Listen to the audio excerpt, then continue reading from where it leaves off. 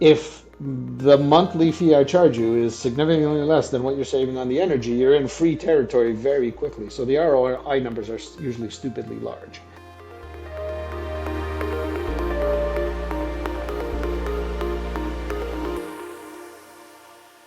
Greetings, Earthlings, and welcome back to Earthlings 2.0, the show where we imagine how we can be better versions of ourselves and build a collective future we actually want to live in.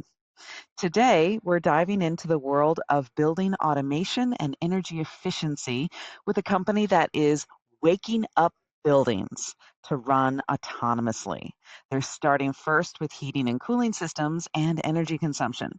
And they say that they can reduce heating and cooling energy costs by up to 25% and greenhouse gas emissions by 40% with their solutions. But before we get there, I'm your host, Lisa Ann Pinkerton. I'm the CEO of the award winning PR firm Technica Communications and the founder of Women in Clean Tech and Sustainability. Prior to this, I was an environmental science reporter for NPR and PBS. And thank you for tuning in. Whether this is your first or your 50th episode, we really appreciate you being here today. We do this work for you to bring you cool stories that we think are going to help reshape our future. And we hope that you're enjoying this information. If you are, feel free to sign up for our Substack newsletter. You can take our listener survey and actually tell us more of the information you want to hear so we can tailor this even more to your liking. We have a Patreon page if you would like to help support the show financially. And if you want to do just one thing that can really help the show the next time you're talking podcasts with your friends, please feel free to mention Earthlings 2.0. Sharing the podcast with your community is the single biggest gift that you can give back to us and help us spread the word about these very cool technologies, innovations, and new thoughts and philosophies that are coming up as Earthlings imagine how to create a 2.0 experience. And thank you to Resource Labs for having us on the network. Now, let's dive into today's tech spotlight. We're talking to BrainBox AI. It's a building automation company that's pioneering how to use artificial intelligence, the AI in their name, to optimize energy consumption and reduce the carbon footprint of commercial buildings. And if you know anything about commercial buildings, they use a tremendous amount of energy, and most of the time it's really hard to optimize them. So they're using AI for the HVAC technologies to get started and perhaps more systems in the future with a goal of making these buildings smarter, greener, and more efficient. The CEO of BrainBox AI is Sam Ramadori. He started out at the company as its COO, and under his leadership, the company has experienced a global footprint expansion and secured the investment it needs to fuel its growth. Prior to being at BrainBox, he held several positions in leadership and private equity. Sam, welcome to the show. Thank you, Lisa Ann. Thank you for having us. I'm excited to talk about this because this is an issue that I think a lot of people who've worked in an office building or been in some kind of commercial building have experienced. Usually it's because we're too hot or too cold. And we don't have any way of controlling that except putting the sweater on that we keep in our office, right? So I think a lot of us are interested in how we can make these buildings smarter to adapt and more adaptable to the way human beings want to interact with them. So to get started, can you explain to us the core technology behind BrainBox AI and what you're doing with HVAC systems? So, number one, so our goal was to tackle the energy consumed by buildings globally. And, while not as maybe commonly known as, I don't know, the gas we consume in our cars or things that we use every day, the numbers are just staggering, right? The emissions that buildings are responsible is a very large number. They say something like 38% of all emissions are due to the buildings we live and work and play in. So our goal was to tackle the efficiency of buildings. And then when you look inside of a building and you look at the energy it's consuming, somewhere around 40 to 50% goes to the heating and cooling. So what we call HVAC systems. So you don't solve that, you're not solving the problem. And so that was our goal at the beginning. And the problem with the building sector, like if we compare it just a little bit to the car sector, we have cars, we replace them what, every 7 to 10 years. When electric vehicles work well and they start costing less and all the rest, we're going to go and change them and slowly migrate as we're seeing today. Problem with the buildings sector is that they're there. I'm sorry to say, Lisanne, they're going to be there when you and I no longer are there. Building behind me will be there long after I'm gone. So we're not swapping them out. We're not changing them. And you can't rip and replace the stuff inside. It's super expensive, just unattainable to do that. So we got to deal with what's there. The other problem is they're all unique. They're all a snowflake. So how do you go on a mass scale? Like it's no use making 1% of the buildings in the city behind me efficient. We want to make 50%, 70%. It's the only way we're going to solve this climate issue from the building perspective. So our goal from the beginning was to use when AI started becoming a tool at our fingertips, 10 years ago maybe, was to use that, and specifically in our case, it was autonomous artificial intelligence. So the technology behind the self-driving car is what most people know it as, to just make buildings far more intelligent, make the decisions they're making every day to turn on a fan, cool some water, cool some air, pump it around the room. Can we do that more intelligently than just listening to what the thermostat on the wall is saying? And that was our real goal right from the start. It is a challenging technology. So we've been at it like 7 or 8 years now. So you're telling me you're going to put the desk fan and the space heater industries out of business? Is that your goal? Well, our goal, well, yes, sure. I mean, insofar as they're there because people are constantly hot or cold, yes, I hope to. Mind you, they're used for other good reasons. But I mean, our goal is to just have a building that's sucking up all this energy. And instead of just doing it because the thermostat says, hey, all of a sudden it's 76 degrees, you need to do something, it's doing it because it knows, well, it's sunny now, and that room might have going into it, but in about 2 hours, the clouds are going to roll in. So why cool the hell out of it when I know it's going to cool itself down? And oh, by the way, I know my energy costs is more expensive in the afternoon and the day because there's time of day pricing. So can I not shift my energy consumption there? And we're even pushing the limits where the building now knows what the carbon emissions of the electricity I'm using right now is. Like right now, is it 70% fossil fuel generated energy, and then this afternoon it'll be 70% renewable energy? Well, if that's the case, is there anything I could favor in terms of favoring energy consumption in the afternoon versus the morning? I mean, today buildings are making decisions consuming all this energy knowing none of this. Like literally none of it. It knows what the thermostat is saying, but don't ask it how much the energy costs, is it green or not, what happens to the weather in a few hours. It knows none of that while it's making these decisions to use energy. Yeah, and so Yeah. now are these buildings dependent on a facilities manager or that type of role to be thinking about these things and making these decisions throughout the day? Well, the reality is you have a base system that's rule based. So somewhere there's a computer controlling all these thousands of fans and motors in a big building. And it's rules. So thermostat says it's 76, too hot, sends a message down and starts activating all these things. So again, doing so blind to the outside world. The facility manager, as the reality is that they're running around dealing with problems every day, right? And they have so little data and information at their fingertips, and they have a hot call on the sixth floor, and they got to run up to the sixth floor, see what's going on, take a temperature reading, run back down, look at the equipment, try to find some faults. And the reality is today, most facility managers are just fighting to keep the rooms comfortable and dealing with the hottest fires in terms of faults and mechanical faults and equipment they have to change or repair. There is not a lot of time to be thinking strategically. That's number one.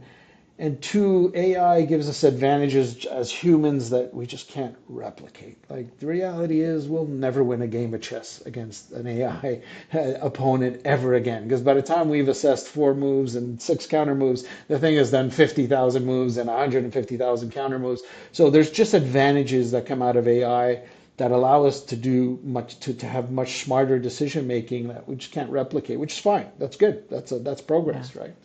And can you give me an example of a case study customer that you've been working with where they've been able to significantly reduce their energy consumption and costs? Sure. So we're a Montreal, Canada-based company, and we one of the first major retailers we worked with is a company called Sleep Country, and Sleep Country is our biggest mattress retailer. So stores across Canada. What we worked on together was implementing BrainBox across their stores in Canada, and basically utilize. Now these are stores that are like 15,000 square feet. I don't know, put 4 or 5 homes together. That's the size of a store. What's happening here is, AI taking data from each building, bringing it to the cloud. It knows the weather exactly for where each building is located. It knows how much the energy costs exactly for the grid that building is located on, et cetera, right? And so then in real time today, we're sending down instructions to these 200 plus stores across Canada every minute of every day, just making smarter decisions about when to turn on the heating and cooling and how aggressive to be in heating and cooling the rooms. Today, we're basically reducing the electricity consumption of the heating and cooling by, on average, about 25%, and we're reducing the gas consumption by 34%. So very meaningful numbers, right? We're not chasing 1 or 2 percentage improvements. We're chasing large single double digits improvement. And all of this is leading to a GHG reduction of that heating and cooling system of about 28%. So very reducing emissions by 28%. So very meaningful, impactful numbers. And again, just remember, there's a number of stores in Montreal, but there is a number of stores like thousands of kilometers away from here. One in Edmonton, a few in Edmonton, a few in Calgary, and Canadian geography is like that, right? Like the U.S., there's large distance, large spaces. So isn't it amazing that from the cloud today, buildings, regardless of where they're located, are getting instructions every minute of every day, making minute little decisions, smarter little decisions, and then generating these kind of improvements. I can see how you're going to significantly reduce these costs for these companies at the same time as reducing the greenhouse gas emissions. It reminds me of how there was an airline that figured out if they removed one olive from their salads, they could save like $5 million a year or something crazy like that. So Yeah. this scale really starts to pay off for companies. Exactly, and because it's an application of AI, right? We're not ripping and replacing the equipment you have. You've already spent money putting it there. We're plugging into what's there. We're taking the data from the building. We're marrying it with all this external data, weather, cost of energy, the carbon emissions of that energy, et cetera. And then using AI to do things that it just does very well. Like for instance, Lisa, by the time we're done studying or the AI is done learning a building, so take the building behind me, there's about, I don't know, 400 rooms in that building.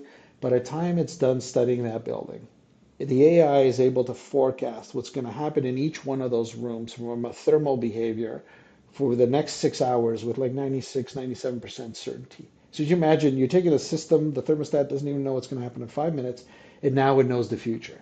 Yeah, it seems to me like we've always thought in the energy space, like energy efficiency, of course, is the first thing that you want to do before you spend all kinds of money on solar or storage or any of the other solutions.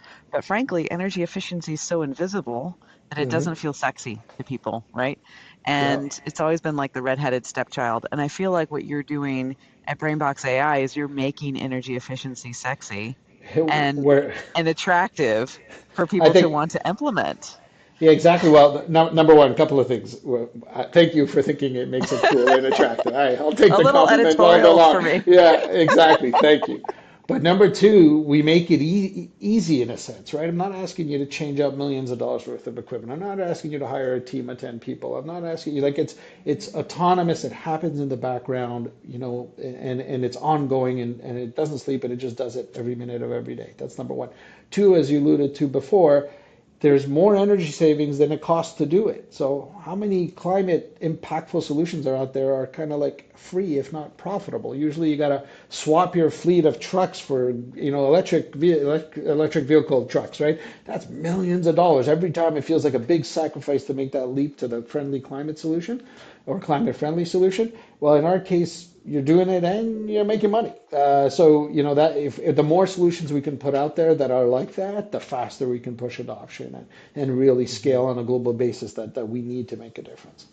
Yeah, so how what do you say the ROI is on a solution like this once you've implemented This it is and it's running? What can a typical building expect to get back from running the AI in this in reducing its energy costs?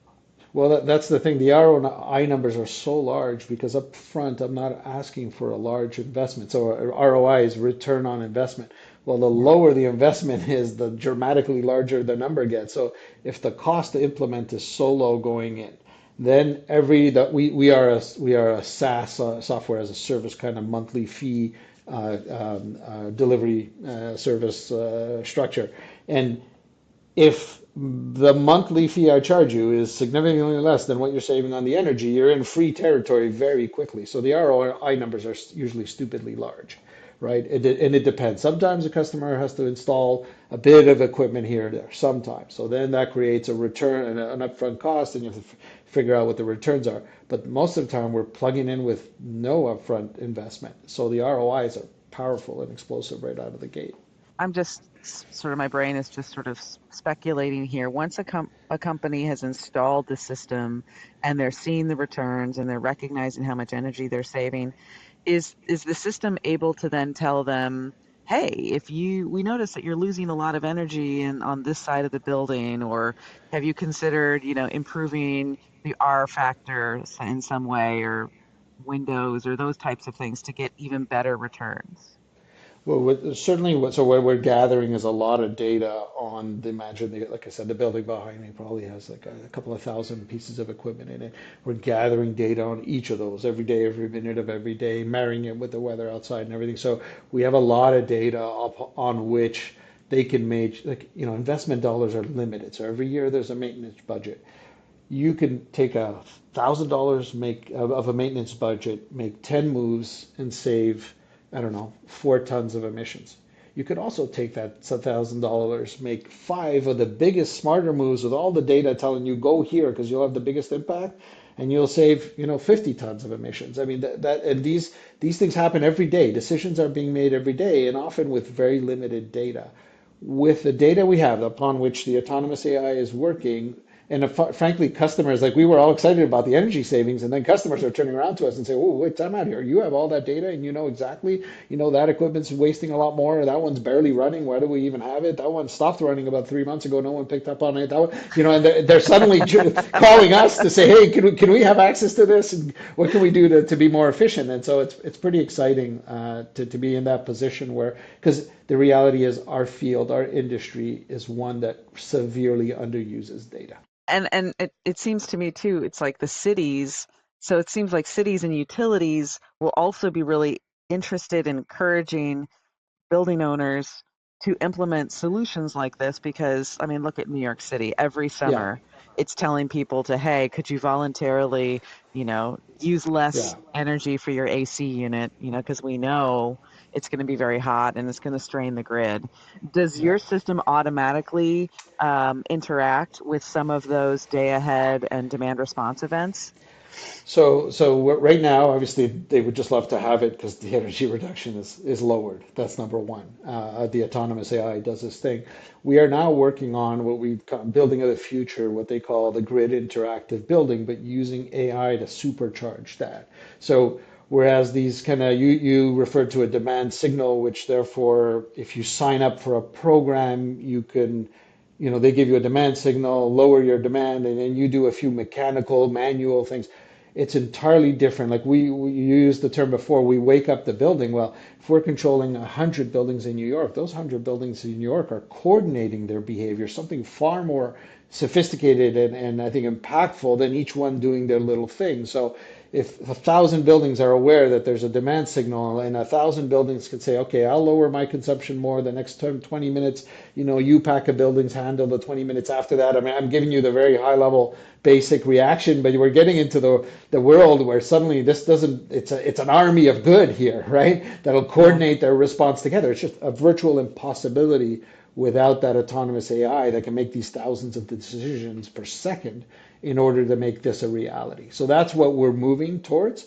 We did a pilot actually in Chicago with Loyola University, and there's public material on it, a case study written, and it was sponsored by the Great Lakes Protection Fund. Exciting project, but basically, at the core, our technology is saying, what decisions can I make to use less energy, make the room more comfortable, etc. Now we fed it the carbon intensity of the electricity it's consuming every minute of every day. Okay, so think about that. Now the building is making a decision, trying to move around energy consumption because it knows, I'm in Chicago, I'm on this grid. In the morning, it's mainly fossil fuel generated electricity with maybe 20% renewable, but at 3 in the afternoon, it's a lot more renewable, etc. What can I do to shift the energy to the moments of the day where the electricity is greener? I mean, think how crazy that is, right? I mean, it just sounds like, yeah, you have almost a greenfield opportunity here because there are so many inefficiencies within buildings. Yeah. And also the business model of most commercial buildings is that they're owned by massive holding companies that are really looking forward to, they're always looking to reduce costs, right? Hmm. So it seems like a very unique opportunity here that would be a no-brainer for folks. So this is very cool. Thank you for sharing all of this with us. And if you could make a prediction, you kind of already did, but if you could make a prediction about where you see AI in building management over the next 10 years, what do you expect that we'll see? Well, I mean, we're starting that 10-year journey right now as we in the last weeks have launched our kind of world first virtual assistant for your building team, basically using generative AI. So everything you're seeing out there around, chatbots and, personal assistant, well, we've brought that to life using our data platform and our AI capabilities. And basically, this we like to call it like Iron Man had Jarvis, okay, right? That it would ask all kinds of questions and get help on. While your building operator now has what we called it Aria. And so while he's working, like I mentioned before, this person has their hair on fire, barely trying to keep the rooms comfortable and make sure the equipment doesn't fall apart, etc. Now has an assistant that they can voice ask off their phone. So even if they're on the roof dealing with a piece of equipment, pick up their phone. Hey, Aria, what's wrong on the sixth floor? I get a complaint that the temperature's hot. Good. Send me the temperatures. Great. What's the equipment that's feeding that room? Great. Do you see any faults in it? Great. If I have to order a spare part, what's the model number? Like just these questions I just asked get answered in the space of 28 seconds. Without it, it would probably be 3 hours of work, right? Hmm. Digging in, finding the equipment. Do you have an owner's manual? Is our equipment register right? And like what's being done today in hours, we're collapsing to minutes. And so that then combined with this autonomous optimization, like I could foresee in a few years saying, hey, Aria, I got 10 buildings in this region. It's going to be a super hot day. Can you stagger their energy consumption as best you can so you don't create the peak in New York? Hang Hmm. up the phone or hang up your discussion with Aria and let it go, right? It will figure out exactly how to move. And but by the way, let me know what you're going to do and call me back in half an hour. Tell me what your plan is. I mean, that's where we see the future, and this industry desperately needs it, right? Like it's so complex to run a building. These poor teams have very little data to do so. Like they're screaming for it, right? And so we're excited by the potential that these new AI capabilities now give us. Well, this is fascinating. Thank you so much, Sam, for being on the show and pioneering this new future. And I can't wait to watch the company develop and you know keep us tuned in on what you're up to. And until then, we'll see you on a turn of this beautiful blue green space flower that we call home.